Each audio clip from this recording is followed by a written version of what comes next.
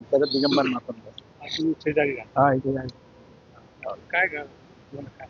आता त्यांचा प्रकार हे झालं की त्यांना काही त्यांच्या 11 वर्ष तो मुलगा दीपक पाठक म्हणून तो जे सर्व्हिसला होता, त्याची तिथे ड्युटी लागली अहमदाबादला.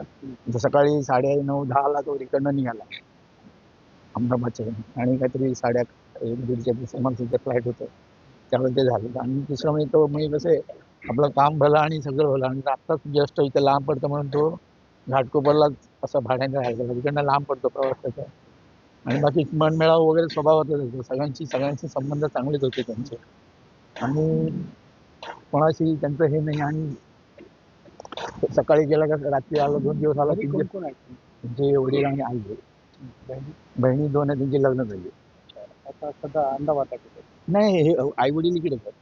बहिणी अहमदाबाद त्याला गेले, रात्री गेले, म्हणजे 5:30-3:30-3च्या समारोप केलं गेले. हे आपल्याला कधी माहित पडलं आता?